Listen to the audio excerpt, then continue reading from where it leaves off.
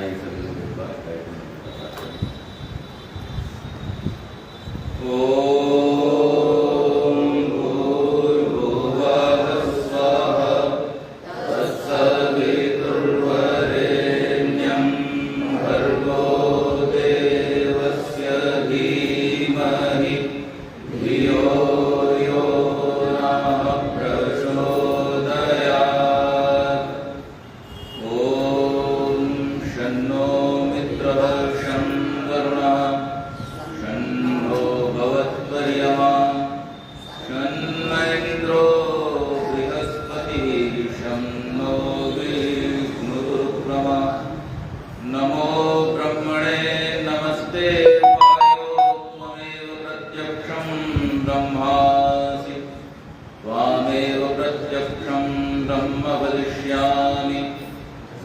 वदिष्यामि सत्यं वदिष्यामि तन्मामवतु तद्वक्तारमवतु अवतु मामवतु वक्तारम् अवतु मामवतु वक्तारम्।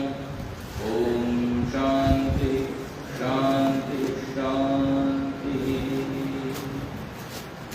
वंदनीय मातृशक्ति आर्य समाज के आदरणीय प्रधान जी, मंत्री जी, पूज्य आचार्य जी, उपस्थित पुरुषों के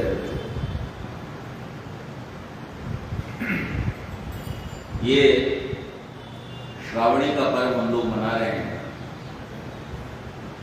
और संपूर्ण भारतीय हिंदू समाज में श्रावणी को बहुत पवित्र माह माना जाता है। पवित्रता कैसी हो, किस प्रकार की हो, ये जानना एक अलग बात रही, तदनुरूप आचरण करना भी अलग बात रही।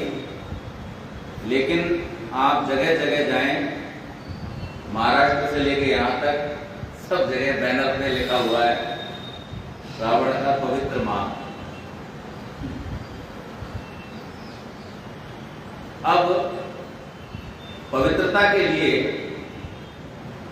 बहुत सुंदर बचपन से एक श्लोक सुनते आए हैं, अद्भिर गात्राणि शुद्धयन्ति मनः सत्येन शुद्धयति विद्या तपोभ्याम भूतात्मा बुद्धिर ज्ञानेन शुद्धयति। तो हर चीज के शुद्ध करने का, हर चीज को साफ स्वच्छ करने का अलग उपाय है। तो पानी चाहे नल का हो, कुएं का हो, गंगा जी का हो, वो कहां तक काम करेगा? गात्राणि शुद्धयन्ति, शरीर को साफ करेगा। कोई भी पानी जो पाप भी धोएगा वो कौन से धोएगा? शरीर के धोएगा। जैसे कुछ लोगों को शरीर में रोग हो जाता है त्वचा का, तो ऐसे बहुत सारे जलाशय हैं हिमालय में जहां पर आप जाकर के उसमें स्नान करेंगे तो उस पानी से आपके त्वचा के रोग ठीक हो जाते हैं।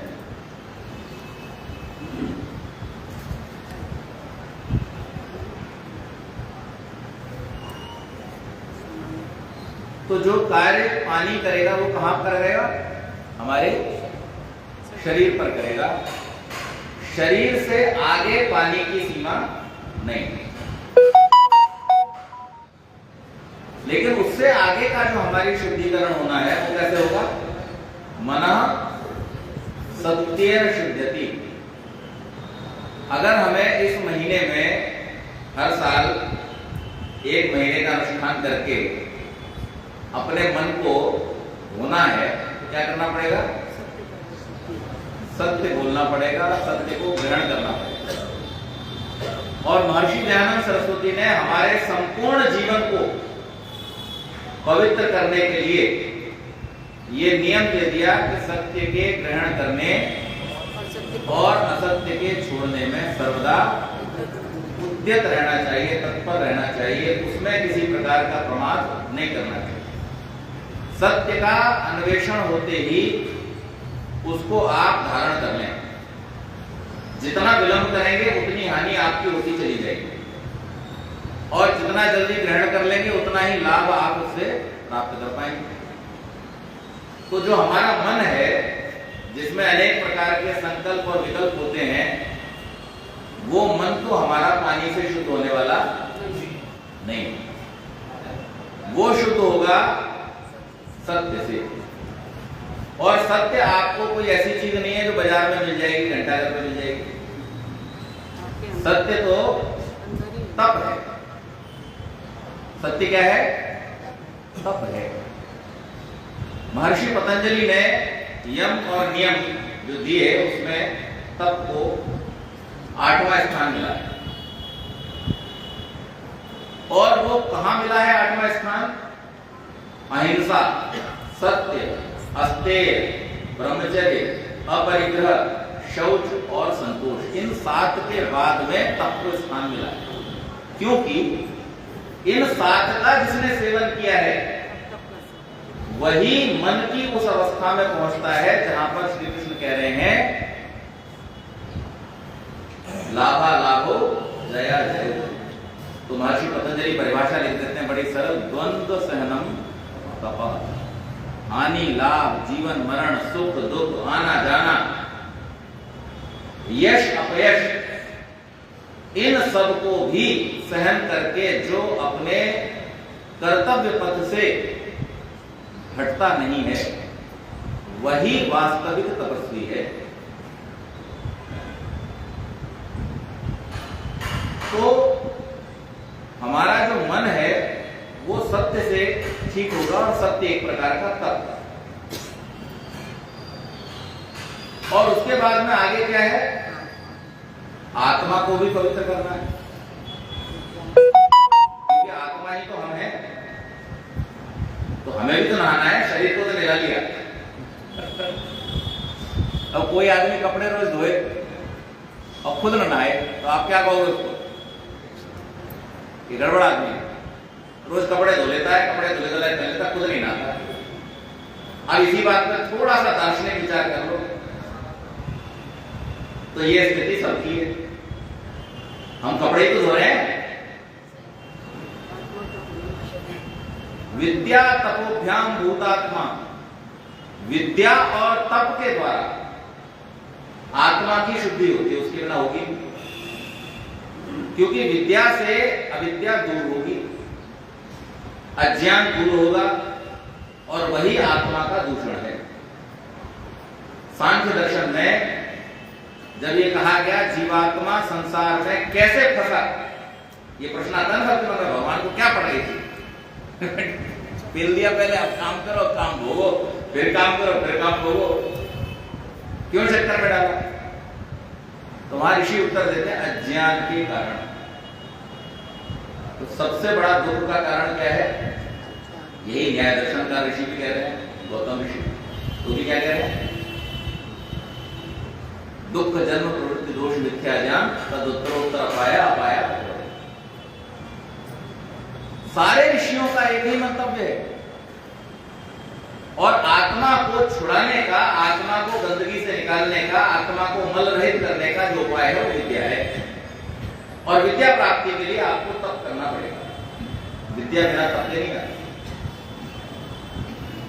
तो ये जो महीना है हमारा, ये काय का है? विद्या प्राप्ति का महीना है। इससे हमारी आत्मा पवित्र होगी। और बची है बुद्धि, तो बुद्धि भी कैसे होगी? ज्ञान से। अब आप कहोगे विद्या से आत्मा और बुद्धि से, बुद्धि ज्ञान से, तो ये ज्ञान में और विद्या में क्या अंतर है? ज्ञान और विद्या आपके हिसाब से अलग अलग है या एक ही है? अलग अलग हैं। क्या अलग है? हैं? जैसी है वैसी जानना विद्या है या ज्ञान है? विद्या। और ज्ञान क्या है? ज्ञान परमात्मा का। तो फिर तो वेद तो विद्या है, तो परमात्मा का ज्ञान हो गया। हाँ जी, और कोई ट्राई करो। विद्या वो है जो परमात्मा से प्राप्त हुई है, और ये ज्ञान में कब बदलेगी? हमारे बुद्धि को पवित्र करने वाली कब बदलेगी? जब हम इसको इम्प्लीमेंट करेंगे अपने जीवन में, इसका आचरण करेंगे, तब ये ज्ञान बन जाएगा, हमारे काम का बन जाएगा। मंत्र को अगर हमने केवल याद कर लिया तो उससे हमारा कल्याण नहीं होगा। मंत्र के अर्थ को जब जीवन में आचरण में लेकर के आएंगे तो विद्या का जो तप है वो उसके इम्प्लीमेंटेशन में है। उसकी सार्थकता कब है? जब हम उसको व्यवहार में लेकर के आए। तो विद्या तपोभ्याम, इसलिए दो चीजें रखी है वहां पे कि विद्या प्राप्त भी करना है और उसको अपने जीवन में आचरण में भी लेकर के आना है। तो विद्या तपोभ्याम भूतात्मा बुद्धि ज्ञान शुद्ध। ये क्यों आवश्यक है? क्योंकि हम वेद के पढ़ने के लिए, ये महीना श्रावण का महीना कहलाता है, श्रावणी पर्व हम मनाते हैं और इसका एक अर्थ ये भी करते हैं कि जिसमें सुना जाए सुनाया जाए। आर्यों के परम धर्म में स्वामी जी ने ये दो बातें भी रखी हैं, पढ़ना पढ़ाना के साथ में सुनना और सुनाना भी रखा है। तो सुना जाए और सुनाया जाए, ये भी हमारा परम धर्म है। और इसलिए वेद के सुनने और सुनाने के लिए हमें पहले तैयार होना पड़ेगा। और तैयार कैसे होना पड़ेगा? पवित्र होकर के हमें उसके लिए तैयार होना पड़ेगा। क्यों? इसका उत्तर भी महर्षि मनु ही दे देते हैं। वो क्या कह रहे हैं? महर्षि मनु कहते हैं कि अर्थ कामेश्वशक्ता नाम धर्म ज्ञानम विधीयते धर्म जिज्ञासमाना नाम प्रमाणम परमम शुद्धि। कि धर्म के ज्ञान के लिए आपको वेद की शरण में जाना पड़ेगा, वही अंतिम प्रमाण है, परम प्रमाण है। लेकिन धार्मिक होने के लिए आपको पहले पवित्र होना पड़ेगा, यानी अपनी जो अर्थ और अर्थ से जुड़ी कामनाएं हैं उनको अपने कंट्रोल में लाना पड़ेगा। जिस व्यक्ति को अर्थ की लिप्सा है, लालच है, लोभ है मन में, वो व्यक्ति कभी धार्मिक नहीं होता। लोभा पाप से कारण है, वो तो पाप का कारण है, मूल है। इसलिए जो व्यक्ति भी धर्म का मार्ग पकड़ना चाहता है, धर्म के मार्ग पर चलना चाहता है और इस वेद विद्या को प्राप्त करना चाहता है, उसके लिए पहली शर्त क्या रखी है कि आपको पहले अर्थ के प्रति जो आपकी अर्थ की आवश्यकता है, लेकिन अर्थ के प्रति जो लोभ है उसको हमें छोड़ना पड़ेगा। जिसका लोभ मन में रहेगा वो व्यक्ति कभी भी धर्म के मार्ग पर चलने वाला हो ही नहीं सकता।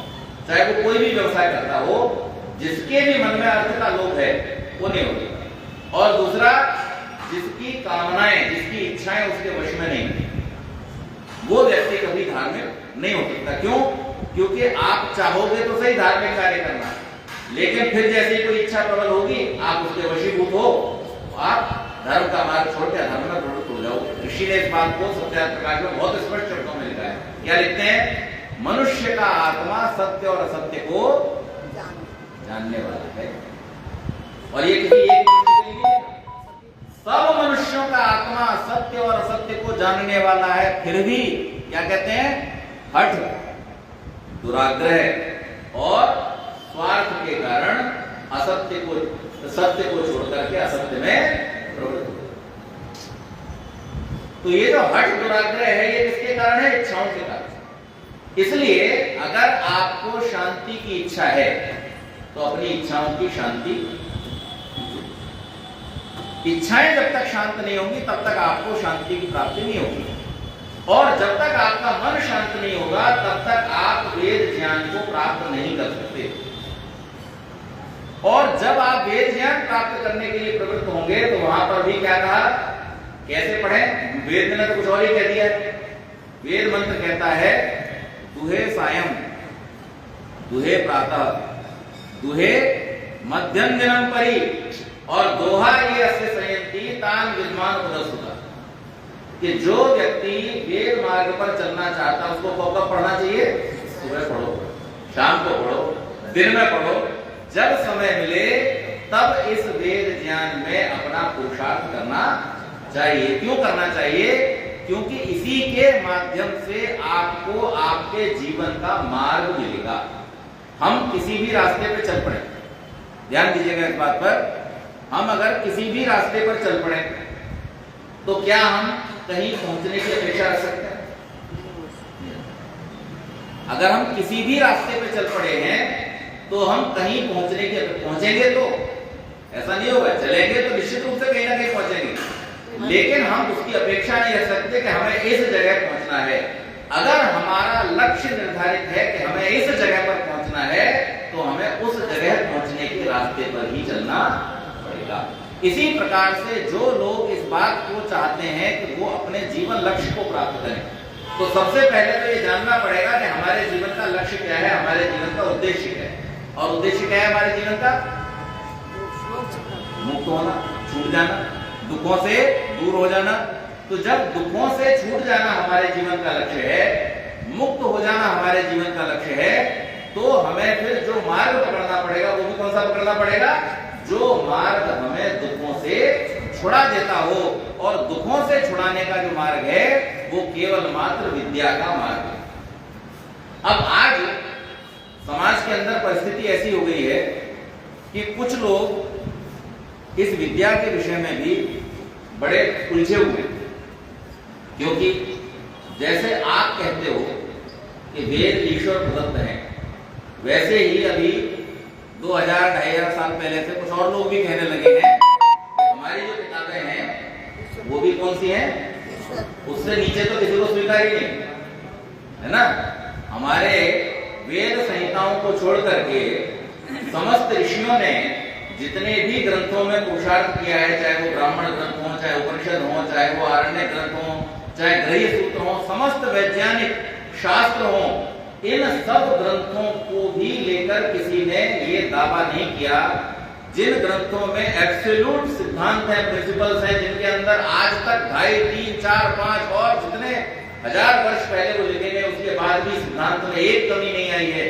यहां तक कि सत्यार्थ प्रकाश जिसकी रचना आज से 150 वर्ष पूर्व हुई, उस 150 वर्ष पूर्व हुई रचना को भी सारी दुनिया के लोग मिलकर के कोशिश करते रहे, अनेकों मुकदमे उसके ऊपर किए, उस तक में आज तक कोई कमी नहीं निकाल पाए।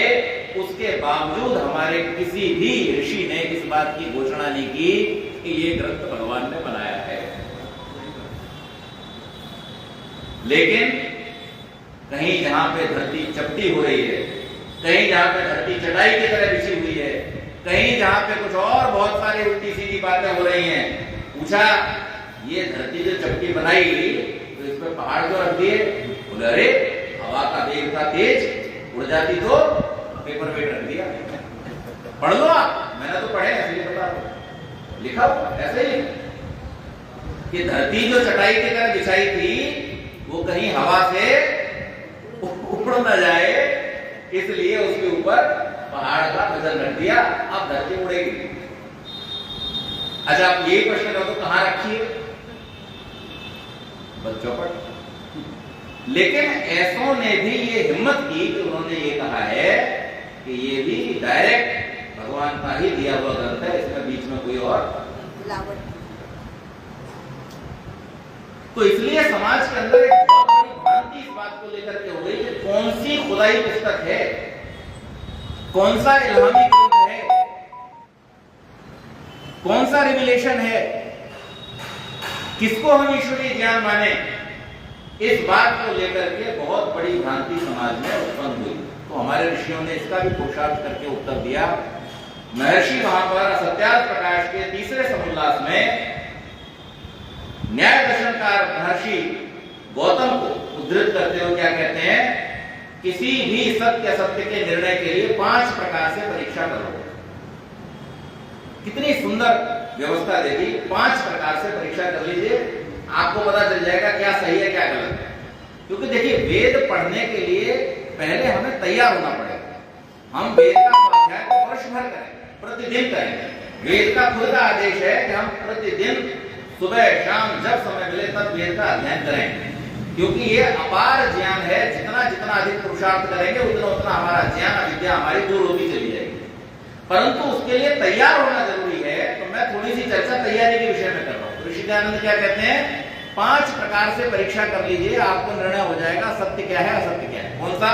सबसे पहले कहा जो ईश्वर के नियमों के अनुकूल है, यानी प्रकृति के जो नियम है जो ईश्वर ने बनाए हैं, ये तो हमें किसी को डाउट नहीं, संसार में किसी को डाउट नहीं है कि प्रकृति जो है वो नियमों में चल रही है।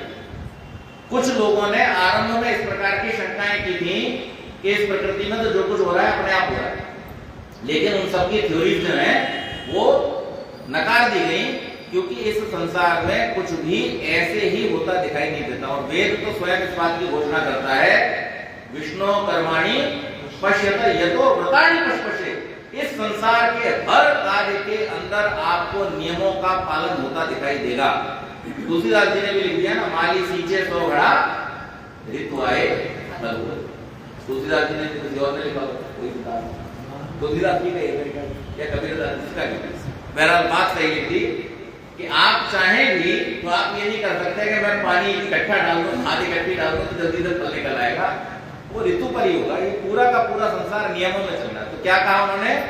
सबसे पहले तो आप ये देखिए कि वो बात जो कही जा रही है वो संसार के नियमों के अनुकूल है या नहीं। अगर वो प्रकृति के नियमों के अनुसार है तब तो ठीक। और अगर कोई कह दे कि बिना माँ बाप के बच्चा पैदा हो गया, सवाल तो झूठ पहला।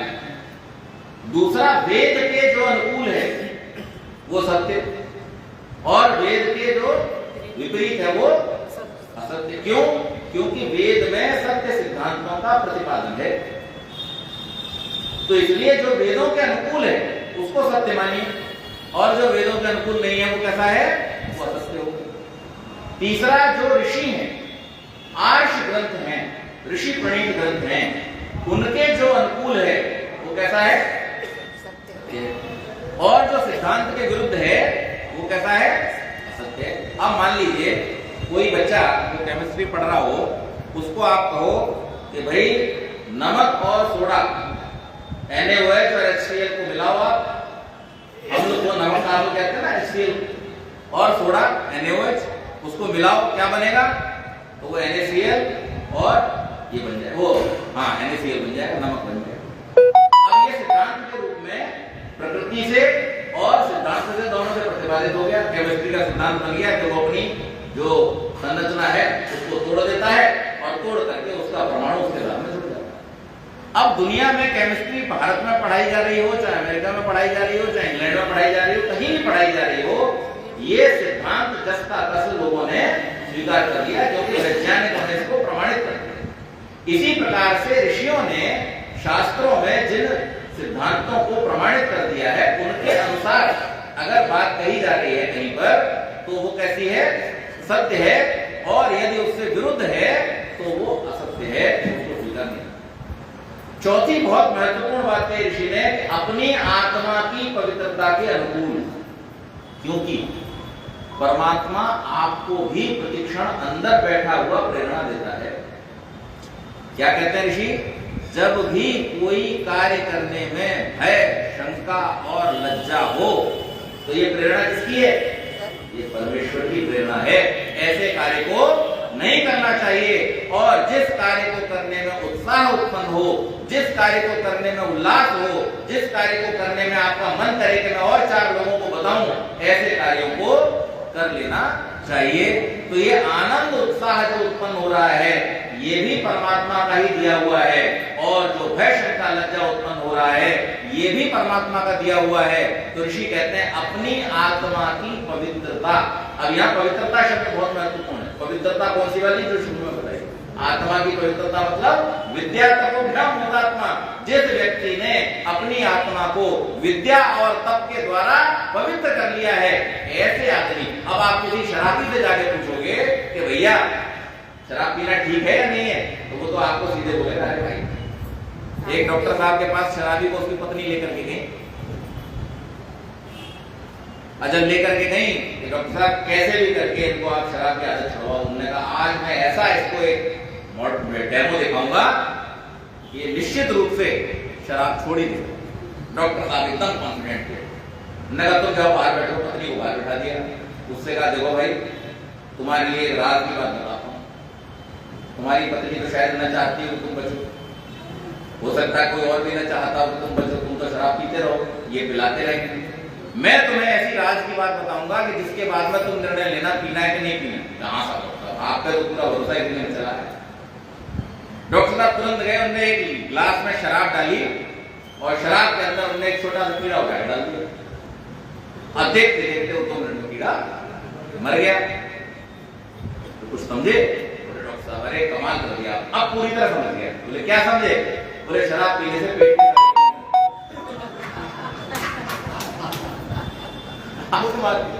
आत्मा की पवित्रता अगर नहीं है अगर बुद्धि सही डायरेक्शन में नहीं है तो दिया हुआ ज्ञान भी किसी काम आने वाला नहीं है। तो इसलिए ऋषि बहुत महत्वपूर्ण शब्द दे रहे हैं वहां पे, केवल आत्मा से नहीं, आत्मा की पवित्रता की स्थिति में जो अनुभव आप अपने लिए करते हैं, जैसे वेद का मंत्र कहता है इसमें सर्वाणि भूतानि आत्मैवा भूत जानता, कि जो व्यक्ति अपनी आत्मा को जान लेता है और अपनी आत्मा को जान करके फिर अपने जैसे सुख दुख लाभ हानि दूसरों की आत्मा में जो दर्शन करता है, वो व्यक्ति वास्तव में सब प्रकार के मोह और शोक से दूर हो जाता है, उसे ही परमात्मा का साक्षात्कार होता है, अन्यथा परमात्मा का साक्षात्कार नहीं हो सकता। तो ऋषि कह रहे हैं अपनी आत्मा की पवित्रता की स्थिति में आप जो विचार करते हैं वो सत्य है और जो उसके विपरीत है वो असत्य है। और फिर पांचवा सामान्य लोगों के लिए भी दे दिया, उन्होंने कहा भैया चलो आत्मा भी तुम्हारी पवित्र नहीं हो पाई,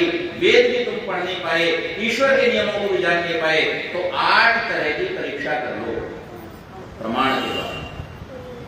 क्या प्रमाण है?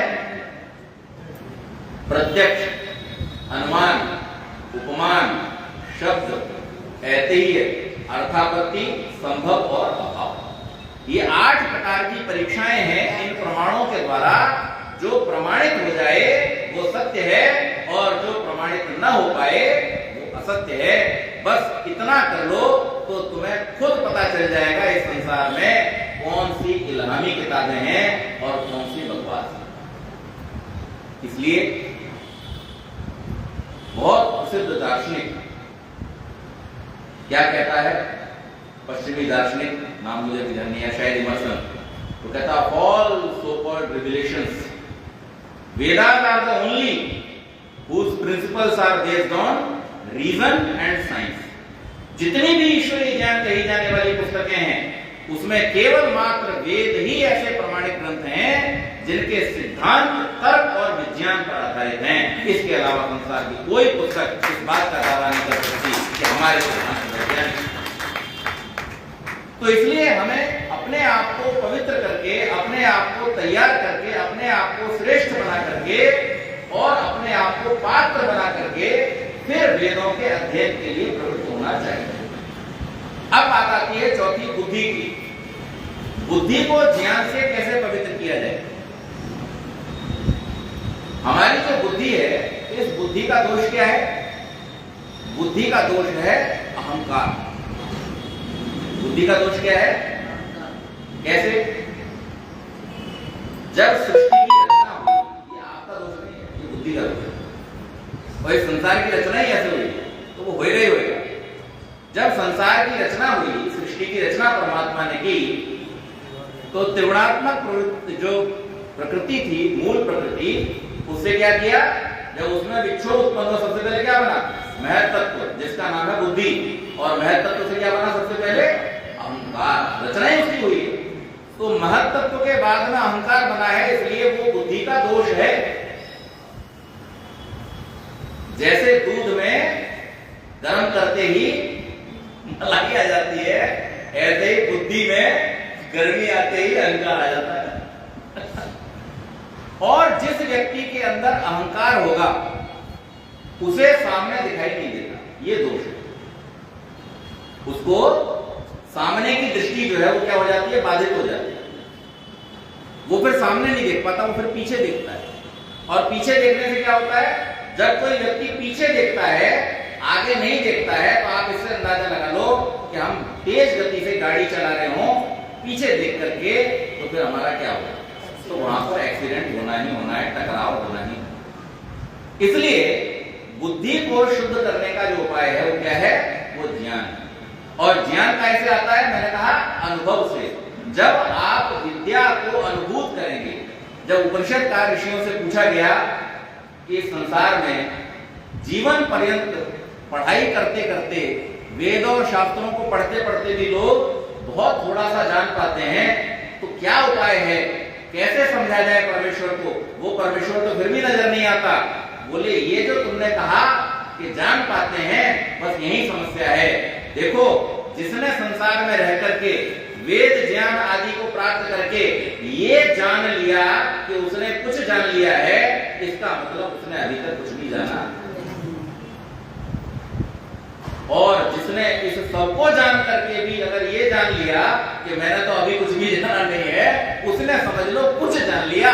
उसने कम से कम ये तो जान लिया कि उस परमात्मा का ज्ञान विज्ञान हमारे ज्ञान विज्ञान की तुलना में अनंत गुना है। हम तो कण मात्र भी अभी जान नहीं पाए हैं।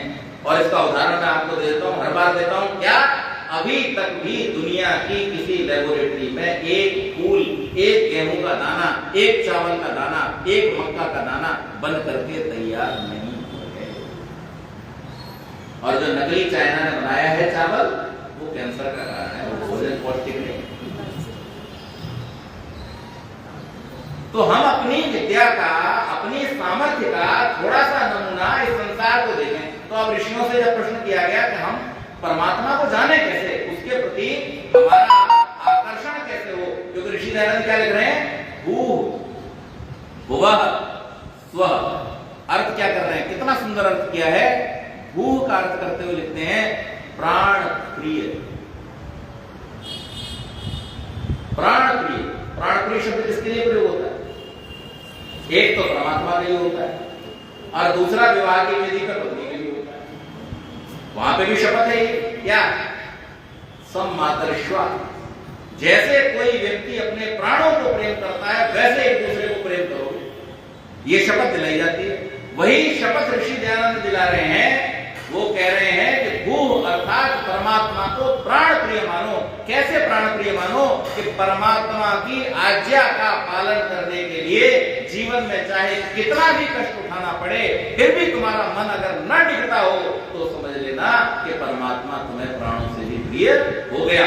उदाहरण देता हूं, आर्य समाज के इतिहास का आप उठा करके देखिए। ऋषि दयानंद को महाराणा सज्जन सिंह कहते हैं, अरे महाराज इतनी बड़ी गद्दी है, करोड़ों की संपत्ति है, पूरा राज्य आपके अधीन हो जाएगा और राजाओं को भी आपके अधीन ला दूंगा, बस आप संभाल लीजिए। ऋषि दयानंद कहते हैं कि तुम्हारा ये राज्य कितना है, 3 बार दौड़ लगाऊंगा और इससे बाहर निकल जाऊंगा। लेकिन वो परमात्मा जिसका ये अनंत ब्रह्मांड है, उसके राज्य से बाहर निकल करके नहीं जा सकता। इसलिए तुम्हारी ये संपत्ति हमको नहीं चाहिए। अगर संपत्ति का ही लोभ होता तो मेरे घर में क्या कमी थी? मैं तो जैसे पानी निकला मुंह से पाकर के रहूंगा और जो उसकी आज्ञा है उस आज्ञा का मैं यथावत पालन करूंगा। मैं कभी भी सत्य को छोड़कर के असत्य में प्रवृत्त नहीं हो सकता हूं। इस संसार में लोगों ने अनेक अपनी कल्पना के आधार पर चित्र और मूर्तियां गढ़ करके तैयार कर दी। भावना क्या थी कि इनको देख करके कहीं ना कहीं हमारे मन में परमात्मा का स्वरूप परिलक्षित हो जाए। कैसे? अनेक भुजाओं युक्त। जब वहां पर पुरुष सूक्त में आप जब पढ़ते हो तो क्या क्या कहा गया है?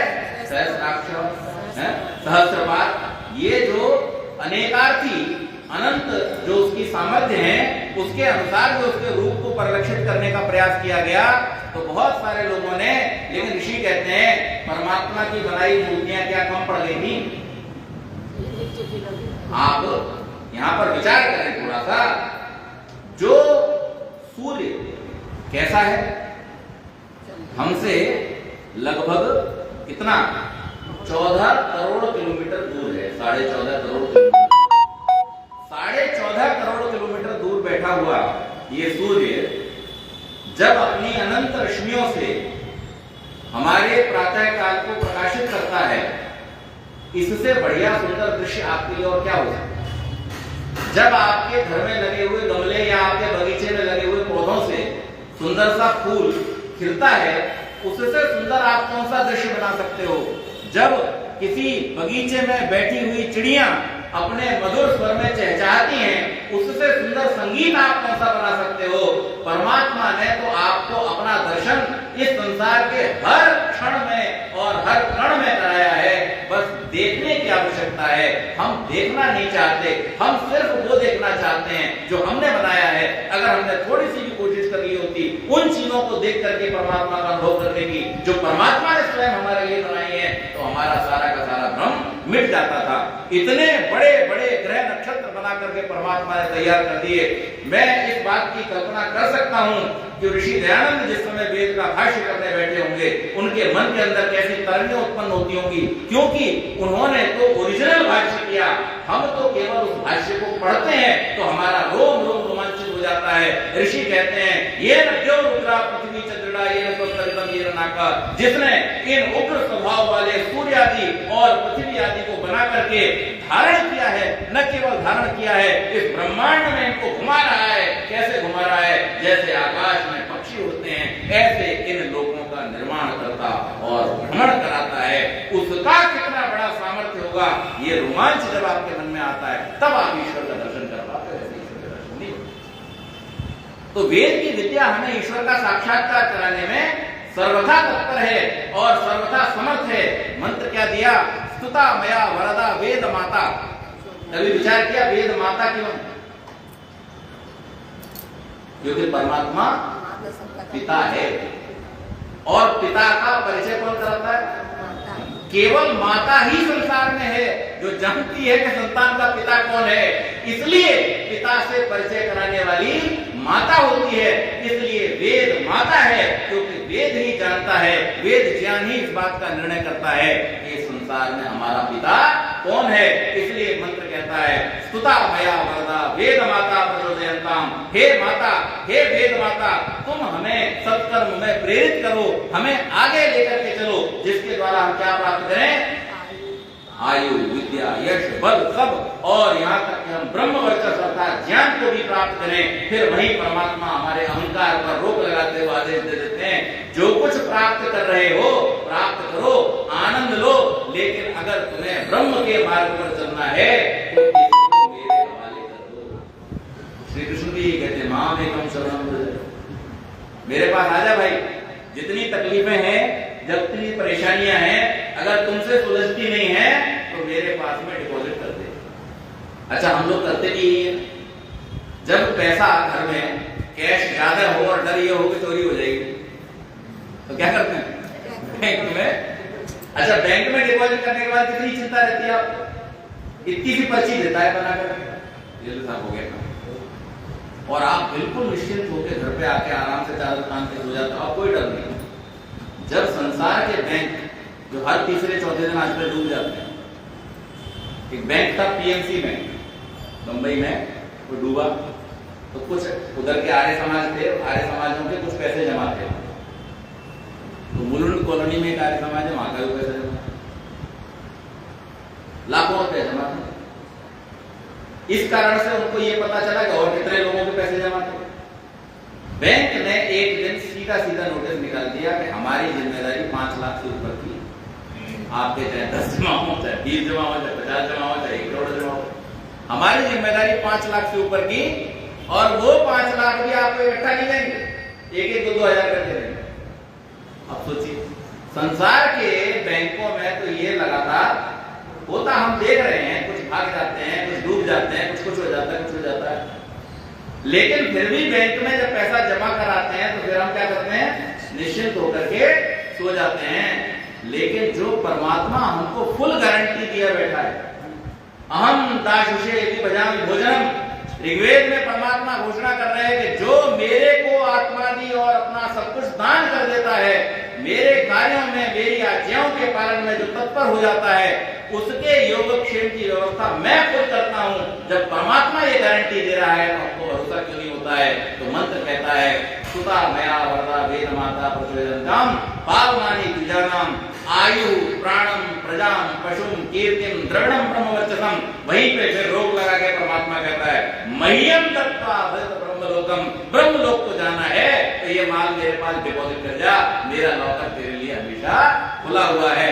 लॉकर तो सबके लिए है, लेके तो यहाँ से कोई नहीं जा पाएगा, जाएगा वही जो यहाँ पर डिपॉजिट करके जाएगा, नहीं तो रास्ते में आपसे छीना लिया जाएगा। तो वेद के अध्ययन के लिए अपने मन को हम तैयार करें, तब ये वेद विद्या हमारे जीवन में ग्रहण होगी और तभी इस वेद विद्या का हम पूरा लाभ, पूरा आनंद ले पाएंगे। तो वेद का अध्ययन हम करें, उसके लिए हम तैयार हों। ऋषि दयानंद ने एक नहीं अनेक मार्गों से हमारी पवित्रता का मार्ग बतलाया है। प्रातः काल की सायंकाल की जो संध्या हम करते हैं, जो लोग सवेरे सवेरे उठ करके 4 बजे बैठ जाते हैं, उन्हें ही ये लाभ प्राप्त हो, ये आप निश्चित माने। क्योंकि उस मुहूर्त का नाम क्या है? अब ब्रह्म मुहूर्त का मतलब है ब्रह्म से अपॉइंटमेंट का मुहूर्त। ब्रह्म उसी समय मिलते हैं, बाकी फिर वो भी बिजी हो जाते हैं दुनिया के काम में, है ना। तो आपकी और उनकी मुलाकात कब होगी? जब आप दोनों लोग वहां पर मौजूद हों, तो आपका मन भी जब शांत हो और परमात्मा भी जब आपके निकट हो, उस समय बैठ करके जब आप चिंतन करते हैं, मनन करते हैं, ध्यान करते हैं, तब आपको परमात्मा का साक्षात्कार निश्चित रूप से होता है। इसमें कोई बाधा नहीं है। बस ऋषि की दी हुई व्यवस्था है, अपने शरीर को भी पवित्र करना है, काय के द्वारा? जल के द्वारा। फिर अपने मन को स्थिर करना है प्राण के द्वारा। फिर अपनी बुद्धि को ठीक करना है, किसके द्वारा? इस ब्रह्मांड को देख करके। ज्ञान क्या है? आप अपनी न्यूनता का और परमात्मा की महानता का जब अनुभव कर लेते हैं, वही ज्ञान है। ज्ञान क्या है? अपनी न्यूनता और परमात्मा की महानता। ऋषि कहां से मंत्र छाट करके लाए हैं? क्या कहते हैं? ऋतम च सत्यम च निदात तत्वस्याय। ये जितना दिखाई दे रहा है, जितने नियम दिखाई दे रहे हैं, ये समुद्र, अर्णव और ये सूर्य चंद्रमा आदि जितना कुछ दिखाई दे रहा है, अरे ऐसा तो वो हर बार बना के बिगाड़ के और फिर बना देता है। इसका सामर्थ्य है। अभी थोड़े दिन पहले मैं एक कॉन्फ्रेंस में गया था, तो वहां पे एक वैज्ञानिक आए और उन्होंने बहुत बढ़िया बात बतलाई। अब आजकल तो वो यूट्यूब और सब पे भी आने लगी उनकी घोषणा के बाद। वो क्या बतला रहे थे? इस समय जो हमारे पास सबसे बड़ी दूरबीन है, टेलीस्कोप है, उससे जो नक्षत्र देखा गया है, जो सितारा देखा गया है, उसका साइज कितना है? हमारी पृथ्वी का जो व्यास है, बीच में से एक लकीर कर दें पृथ्वी के बीचों बीच, तो वो लगभग 12,600 किलोमीटर के आसपास है, 12,600 कुछ। और हमारी पृथ्वी से 13 लाख गुना बड़ा क्या है? सूर्य है। तो सूर्य का जो व्यास है वो कितना है? लगभग 14 लाख किलोमीटर का व्यास। जो सूर्य के आर पार आप धागा निकाल दें तो 14 लाख किलोमीटर है। जो सबसे बड़ा नक्षत्र देखा गया है, उसका जो व्यास है, आप कल्पना करना, केवल एक बार में तो जीरो भी ध्यान में नहीं आएंगे, 300 करोड़ किलोमीटर का उसका व्यास है। कितना? यानी वो कहते हैं कि अगर उसको सौरमंडल के केंद्र में ले आए सूर्य की जगह, तो ये जितने ग्रह हैं वो सब उसके अंदर चले जाएंगे। इतना विशाल काय तारा है जिसको भी देखा गया। फिर आगे क्या कहते हैं? ऐसे लगभग 80 अरब तारे हमारी एक आकाश गंगा में हैं, और ऐसी करोड़ों आकाश गंगाएं हमारे ब्रह्मांड में हैं, और ऐसे हजारों लाखों ब्रह्मांड इस संसार के अंदर घूम रहे हैं। इन सबको धारण करने वाला वो एक परमात्मा है।